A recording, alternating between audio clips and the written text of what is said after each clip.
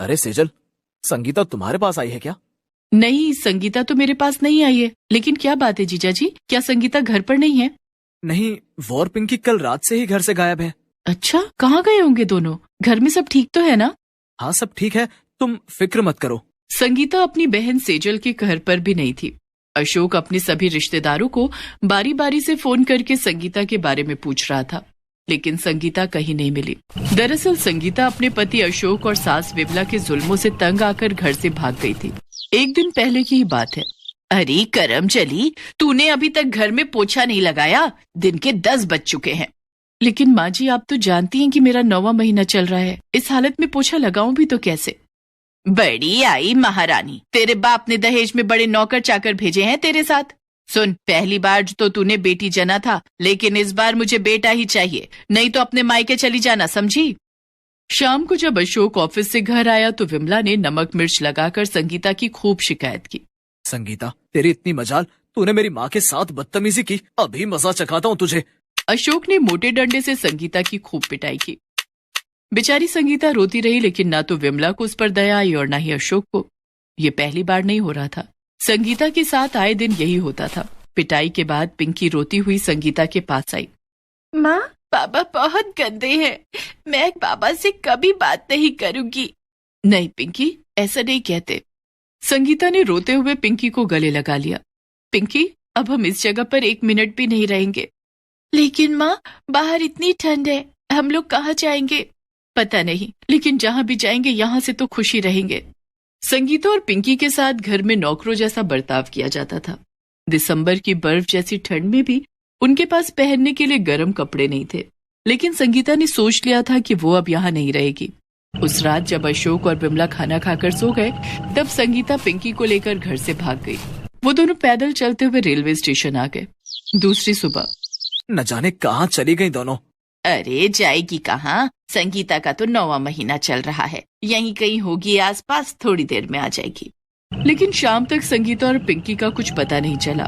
आए हाय, न जाने कहाँ चली गई करम चली। अब घर का काम कौन करेगा, सारे बर्तन जूठे पड़े हैं। तुम्हें घर के काम की पड़ी है, मुझे डर है कि कहीं उसके माँ बाप उसे ढूंढते हुए यहाँ ना आ जाए। अरे आने दो, कह देंगे यार के साथ भाग गई। इधर संगीता 5 साल की पिंकी को लेकर ट्रेन में बैठ गई। दोनों ठंड के मारे कांप रहे थे। ट्रेन के चलते ही खिड़की से ठंडी हवा ट्रेन के अंदर आने लगी। दोनों माँ बेटी ठंड से बचने के लिए अपने हाथ पैर मोड़कर सिकुड़ कर बैठ गए। माँ, मुझे बहुत ठंड लग रही है, ये ट्रेन कब रुकेगी? पिंकी बेटा, थोड़ी देर की बात है, ट्रेन रुक जाएगी, तू मेरी साड़ी का आंचल ओढ़ ले। संगीता पिंकी को अपनी साड़ी के आंचल से ढक देती है। धीरे धीरे ट्रेन की रफ्तार और तेज हो जाती है। पिंकी ठंड के मारे रोने लगती है। इधर संगीता के पेट में बहुत तेज दर्द होने लगता है। वो दर्द के मारे चीखने लगती है। संगीता की हालत देखकर पिंकी बहुत घबरा जाती है। माँ, तुम्हें क्या हो रहा है? कोई मेरी माँ की मदद करो। संगीता और पिंकी को देखकर ट्रेन के दूसरे यात्री नाराज होने लगते हैं। कैसे कैसे लोग ट्रेन में चढ़ जाते हैं, भला ऐसी हालत में से अकेले ट्रेन में सफर करने की क्या जरूरत थी? संगीता जोर जोर से चिल्ला रही थी। थोड़ी देर के बाद ट्रेन एक स्टेशन पर रुक गई और ट्रेन में सवार यात्रियों ने संगीता और पिंकी को उस स्टेशन पर उतार दिया। रात बहुत हो चुकी थी और रेलवे स्टेशन पर सिवाय ठंडी हवाओं के और कोई नहीं था। संगीता जमीन पर ही लेट गई और वहीं उसने एक प्यारे से बेटे को जन्म दिया। माँ, ये मेरा भाई है।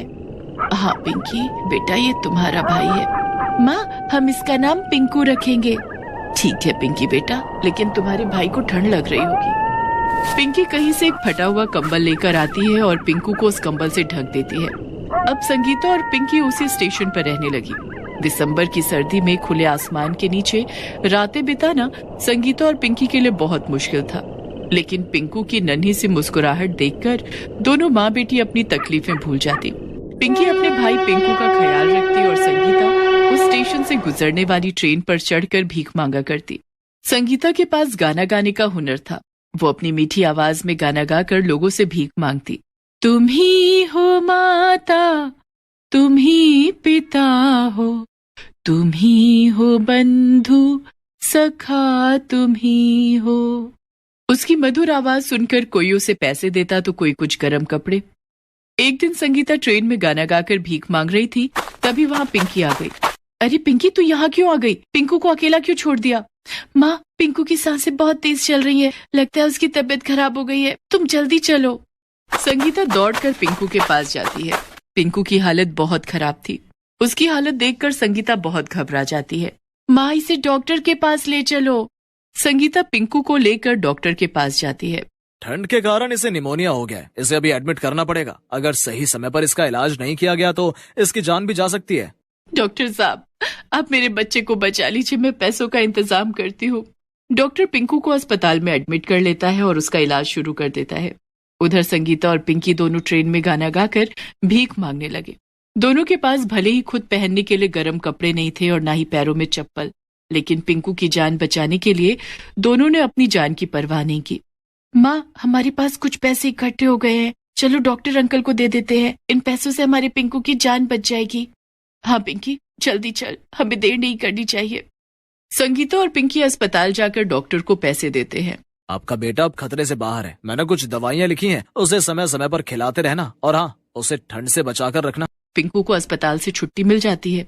संगीता और पिंकी पिंकू को लेकर रेलवे स्टेशन आ जाते हैं। माँ, हम पिंकू को ठंड से कैसे बचाएंगे? हमारे पास तो रहने के लिए घर भी नहीं है और ना ही पिंकू को पहनाने के लिए स्वेटर। रेलवे स्टेशन पर तो कितनी ठंड लगती है, हमारे पिंकू को फिर कुछ हो गया तो हम क्या करेंगे? नहीं पिंकी, हमारी पिंकू को कुछ नहीं होगा, मैं कुछ इंतजाम करती हूँ। संगीता और पिंकी रेलवे स्टेशन के एक कोने में बैठकर बात कर रहे थे कि तभी एक ट्रेन स्टेशन से खुलने वाली थी कि अचानक वो ट्रेन रुक गई और वहाँ पर लोगों की भीड़ लग गई। माँ देखो, वहाँ कितनी भीड़ लगी है, ना जाने क्या हुआ होगा। माँ, तुम पिंकू के पास यहीं बैठो, मैं देख कर आती हूँ। पिंकी ने वहाँ जाकर देखा तो एक आदमी घायल हालत में बेहोश पड़ा था और उसके आसपास खड़े लोग आपस में बातें कर रहे थे। अरे भाई, इसे तो जल्दी अस्पताल लेकर जाना पड़ेगा, इसका तो एक पैर ही कट गया है। अरे वो तो अच्छा हुआ कि मैंने ट्रेन की चेन खींच दी, नहीं तो आज इसकी जान ही चली जाती। पिंकी ने जब गौर से उसका चेहरा देखा तो वो उसे पहचान गई और दौड़कर संगीता के पास आई। माँ, जल्दी चलो, वहाँ पर पापा का एक्सीडेंट हो गया है और वो बेहोश पड़े हुए हैं। संगीता दौड़ी दौड़ी वहाँ जाती है। संगीता ने देखा कि अशोक खून से लथपथ जमीन पर पड़ा हुआ था, लेकिन कोई भी उसकी मदद के लिए आगे नहीं आ रहा था। पिंकी बेटा, पापा को जल्दी से अस्पताल लेकर जाना होगा, मैं पापा को अस्पताल लेकर जाती हूँ, तू यहाँ पिंकू का ध्यान रखना। ठीक है माँ। संगीता कुछ लोगों की मदद से एक ऑटो रिक्शा पर अशोक को बिठाकर अस्पताल ले गई।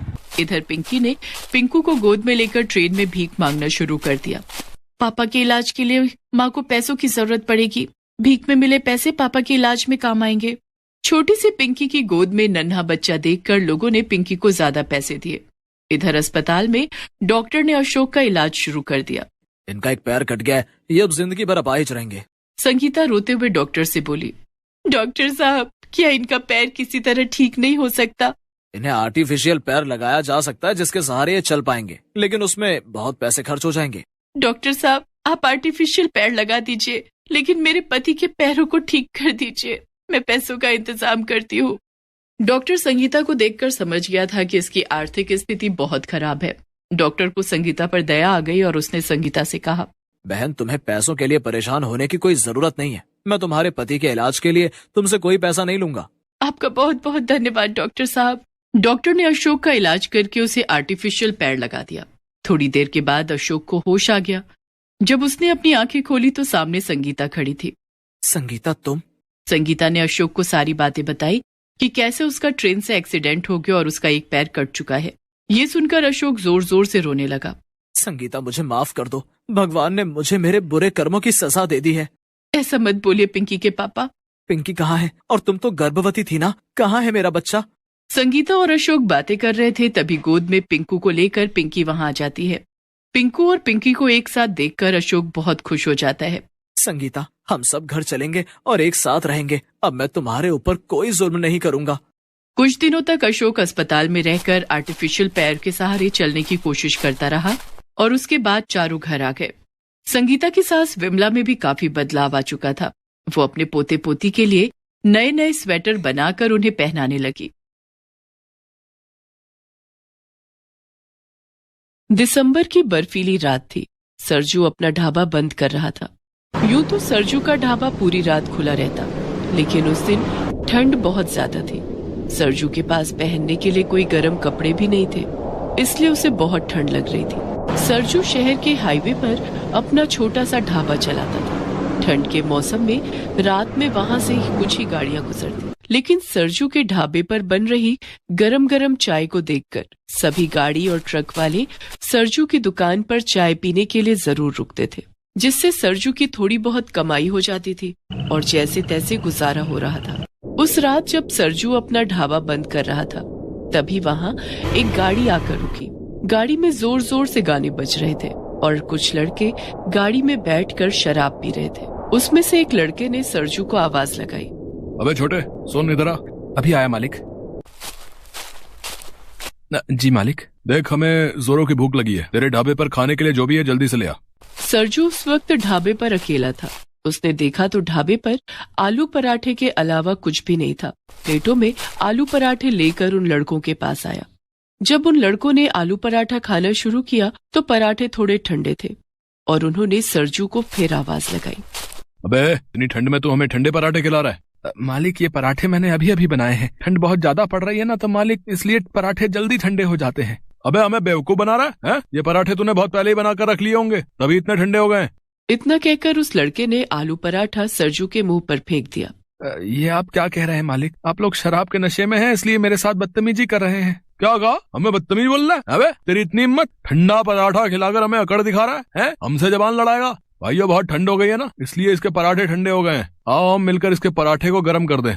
और इतना कहकर उन सभी लड़कों ने सरजू की खूब पिटाई की और सरजू के ढाबे पर शराब छिड़क कर ढाबे में आग लगा दी। उसमें से एक लड़के ने सरजू से कहा, ले हमने आग जला दी है, अब कर ले अपना पराठा गरम। और सभी लड़के जोर जोर से हंसने लगे।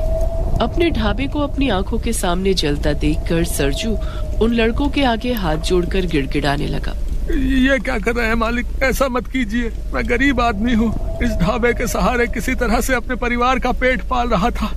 लेकिन सरजू के गिड़गिड़ाने का उन लड़कों पर कोई असर नहीं हुआ और सरजू का ढाबा धू धू करके जल रहा था। देख, अब तेरे सारे पराठे गर्म हो गए होंगे। तुझे बहुत ठंड लग रही होगी ना? जाके आग ताप ले, जा। बेचारा सरजू रोता बिलखता अपने ढाबे को जलता हुआ देख रहा था।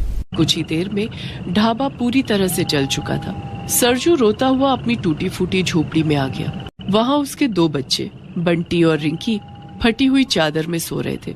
सरजू को देखकर उसकी पत्नी निर्मला ने कहा, क्या बात है रिंकी के बाबा, आज आप जल्दी आ गए? आज रात ढाबे पर कोई ग्राहक नहीं आए क्या? निर्मला की बात सुनकर सरजू फूट फूट कर रोने लगा और रोते हुए बोला, अब हमारे ढाबे पर कोई ग्राहक नहीं आएगा। आप ऐसा क्यों कह रहे हैं? हमारे ढाबे पर ग्राहक क्यों नहीं आएगा भला? हमारा ढाबा तो रात भर खुला रहता है और वहाँ मुसाफिरों को गरम गरम चाय मिल जाती है। सरजू ने रोते हुए निर्मला को सारी बात बताई। ढाबा पूरी तरह से जल जाने की बात सुनकर निर्मला बहुत परेशान हो गई। अब हम क्या करेंगे? हमारा गुजारा कैसे चलेगा? ढाबे से रोज की जो कमाई होती थी उसी से तो हमारी दाल रोटी चल रही थी। हम दोनों तो भूखे रह लेंगे, लेकिन बच्चों को तो भूखा नहीं रख सकते। और कजरी भी तो है, उसका चारा कहाँ से आएगा? सरजू और निर्मला के पास एक गाय कजरी थी, जिसके दूध से ही सरजू अपने ढाबे पर चाय बनाता था। मुझे तो कुछ समझ नहीं आ रहा है रिंकी की माँ। ढाबा खोलने के लिए हमने जो कर्ज लिया था अभी तो वो भी नहीं चुकाया। सब कुछ ठीक चल रहा था, लेकिन न जाने भगवान हम गरीबों के साथ ही ऐसा क्यों करता है। अब रोने से कुछ नहीं होगा, धीरज रखिए।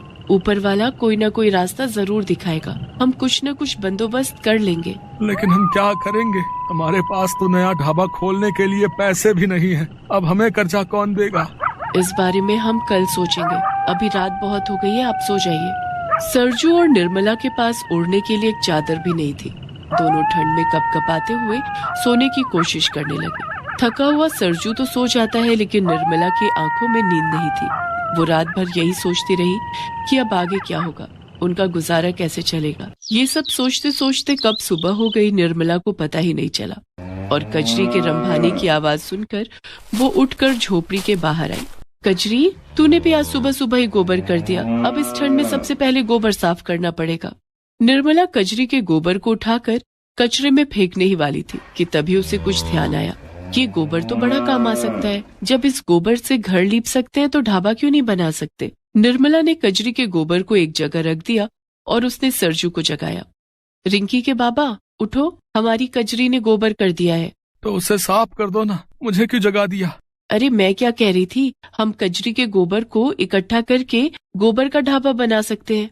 निर्मला की बात सुनकर सरजू तुरंत उठकर बैठ गया और बोला, क्या गोबर का ढाबा? लेकिन गोबर का ढाबा कैसे बनेगा?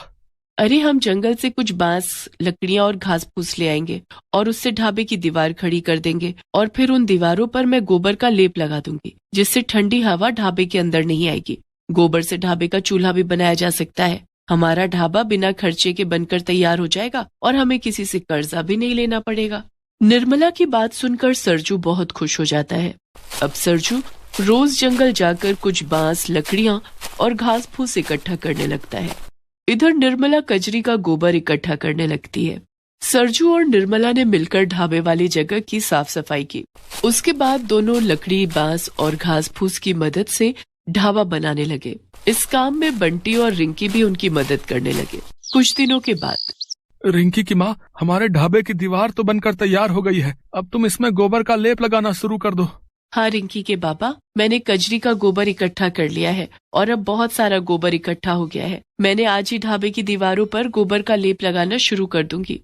निर्मला ने ढेर सारे गोबर में थोड़ा सा पानी मिलाकर उसका लेप तैयार कर लिया और अपने ढाबे की दीवारों पर चारों तरफ से गोबर का लेप लगाने लगी। अरे वाह, ढाबे की दीवारों पर गोबर का ये लेप बिल्कुल सीमेंट की तरह लग रहा है। इससे हमारा ढाबा मजबूत भी हो जाएगा। लगभग 2 दिन की मेहनत के बाद निर्मला ने पूरे ढाबे को गोबर का ढाबा बना दिया। उस ढाबे की दीवारों पर निर्मला ने गोबर से फूल, पत्तियां और छोटी छोटी चिड़िया बनाकर उसे एक खूबसूरत रूप दे दिया। निर्मला ने ढाबे के अंदर गोबर का एक चूल्हा भी बना दिया। अब गोबर का ढाबा बनकर तैयार था, जो देखने में भी बेहद खूबसूरत लग रहा था। सरजू ने एक बार फिर से अपने ढाबे की नई शुरुआत की। ढाबे के पास से गुजरने वाले राहगीर ढाबे की खूबसूरती देखकर फिर से सरजू के ढाबे पर रुकने लगे और चाय नाश्ता करने लगे। साथ साथ राहगीर सरजू के ढाबे की तारीफ करने लगे। सरजू का ढाबा चर्चा का विषय बन चुका था। दूर दूर से लोग उसके ढाबे की खूबसूरती देखने आने लगे। अरे ये तुमने नया ढाबा बनाया है क्या? जी मालिक, ये गोबर का ढाबा है। ये ढाबा मेरी पत्नी निर्मला ने बनाया है। इसे बनाने में हमें 1 रुपए भी खर्च नहीं करना पड़ा। अरे वाह भाई वाह, और देखने में ये ढाबा काफी सुंदर भी लग रहा है। तुम्हारी पत्नी के हाथों में जादू है भाई, तभी तो तुम्हारे ढाबे पर पहले से भी ज्यादा ग्राहक आ रहे हैं। मालिक, अगर उस दिन उन लड़कों ने मेरा ढाबा न जलाया होता तो मैं गोबर का ढाबा बनाने की कभी नहीं सोच पाता। फिर सरजू ने उस राहगीर को उस दिन की सारी घटना बताई। ओह, बहुत बुरा हुआ भाई तुम्हारे साथ, लेकिन कहते हैं ना कि हर बुराई में कुछ अच्छाई छिपी होती है। तुम्हारे गोबर के खूबसूरत ढाबे को देखने के लिए यहाँ से गुजरने वाला जो है ना, हर राहगीर ढाबे पे रुकता है और तुम्हारे ढाबे पर चाय नाश्ता करके जाता है। क्या तुम मेरे लिए भी ऐसा ही एक ढाबा बना दोगे? मैं तुम्हें इस काम के लिए अच्छे पैसे दूंगा। ये ढाबा जो है थोड़ा सा अलग हटकर है, शहर के महंगे रेस्टोरेंट को भी मात दे रहा है ये। अगर मैं शहर के बीचों बीच ऐसा ही एक ढाबा खोल लूं तो काफी ग्राहक आएंगे। राहगीर की बात सुनकर सरजू बहुत खुश हो गया। क्यों नहीं मालिक, मैं और मेरी पत्नी दोनों मिलकर आपके लिए गोबर का ढाबा बनाकर तैयार कर देंगे। सरजू उस राहगीर से बात कर ही रहा था कि तभी वो चारों लड़के फिर से वहां गए। वो उस दिन भी शराब के नशे में धुत थे। उसमें से एक लड़के ने सरजू से कहा, अच्छा तो तूने नया ढाबा खोल लिया है? इस बार औकात में रहना और हमसे बदजुबानी मत करना। लेकिन उस दिन सरजू ढाबे पर अकेला नहीं था। ढाबे पर और भी ग्राहक थे और सभी सरजू के सपोर्ट में थे। उन लड़कों को सरजू के साथ बदतमीजी करता देखकर एक ग्राहक ने फोन करके पुलिस को बुला लिया। थोड़ी देर में पुलिस आ गई और सभी लड़कों को पकड़कर थाने ले गई। आप सभी लोगों का बहुत बहुत धन्यवाद। आप लोगों की वजह से आज मेरा ढाबा बच गया, नहीं तो न जाने वो लोग आज क्या करते। अरे सरजू, तू चिंता क्यों करता है? हम है ना भाई, तू बेखौफ होकर अपना ढाबा चला। अब सरजू के ढाबे पर दिन रात रौनक रहती। सरजू की खूब कमाई होने लगी और उसने कर्जे के पैसे भी चुका दिए।